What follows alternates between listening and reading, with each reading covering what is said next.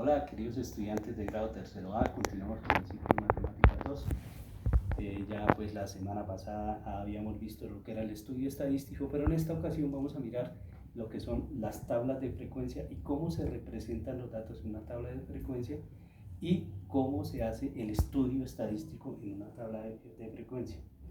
Entonces, las tablas de frecuencia son gráficos que se arman en columna donde se escriben los datos y los datos de la variable, y al otro lado se escribe lo que es la frecuencia, es decir, la cantidad de veces que se repite un dato. Entonces, ¿qué es la frecuencia? La frecuencia es precisamente eso, la cantidad de veces que se repite un dato en una encuesta hecha.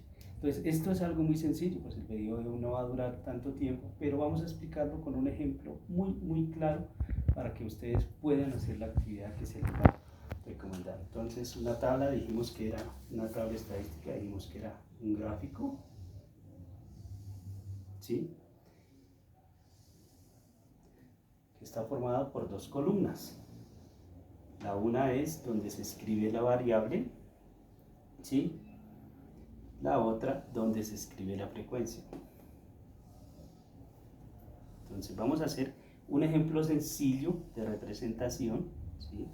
Entonces acá abajo si nos falta, le unimos. Entonces supongamos que hicimos una encuesta acerca del deporte preferido en un grupo de niños. Entonces acá sería el deporte y acá sería lo que es la frecuencia. ¿Sí? Se le llama frecuencia porque constantemente pues, hay personas que están respondiendo la misma pregunta, ¿sí?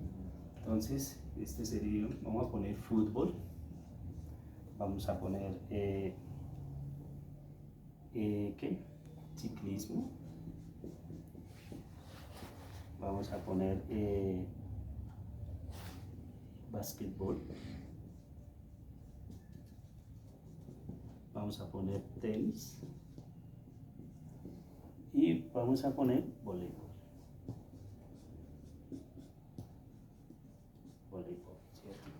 Entonces supongamos que aquí votaron 20 personas, en ciclismo solamente 8, ¿cierto?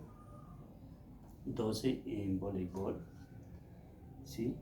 En tenis 25 y en el otro 12.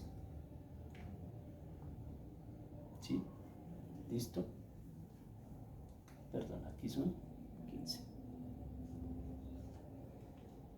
Entonces, en esta tabla se estructura todo lo que se recogió en la encuesta acerca del deporte preferido, cuántos en esta columna, pues es la variable del deporte, en esta es donde se ponen las frecuencias después de haber ya analizado la encuesta. Entonces, por el fútbol votaron 20 niños, por el ciclismo 8, por básquet 15, por el tenis 25 y por el voleibol votaron 12 niños. Entonces, ¿qué es lo que pasa? Entonces, a raíz de estos datos que se recogieron, se puede hacer un estudio estadístico de la tabla o de la encuesta. Por ejemplo, vamos a idear preguntas acá.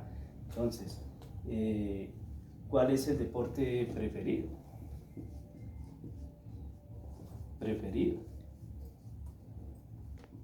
En este caso sería el tenis, ¿cierto? Que cuenta con 25 puntos en la frecuencia. El deporte de menor preferencia, por ejemplo, sería el ciclismo, ¿no? En este caso, pues sería el ciclismo porque es el que tiene menos votos, o el que lo seleccionaron o escogieron menos personas. Por decir algo, ¿cuántas personas prefieren fútbol?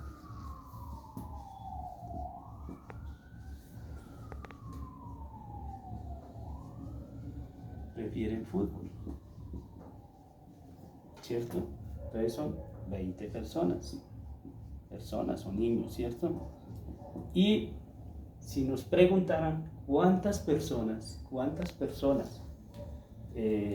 contestaron la encuesta, Dirán ustedes, bueno, pero ¿cómo vamos a saber la cantidad de personas? Simplemente hay que sumar todas las frecuencias. Entonces, en este caso, 20, 12 más 8, 20, ¿sí? Y 20, 40, 40 y 20, 60, entonces serían 70 personas. Entonces, el total sería 70 personas. En total, la encuesta la contestaron 70 personas.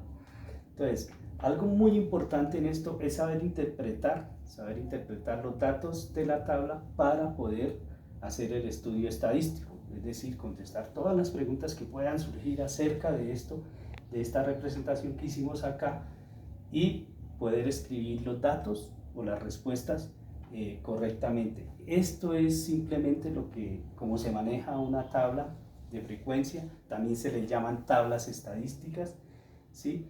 Más adelante vamos a mirar que estas tablas se pueden utilizar de otra forma para algo que se llaman pictogramas, pero eso lo vamos a ver más adelante, y cómo se utilizan estas tablas también para elaborar otra clase de diagramas, como son los de barras, los de líneas y puntos. Entonces, pero eso lo vamos a ver en otra sesión. Entonces, esto es en sí la forma cómo se utilizan las tablas de frecuencia en un estudio estadístico. Entonces, queridos estudiantes, espero que esta explicación sea muy fructífera para ustedes y que les ayude con las actividades que posteriormente se les van a enviar. Entonces, muchísimas gracias y nos vemos en una próxima oportunidad.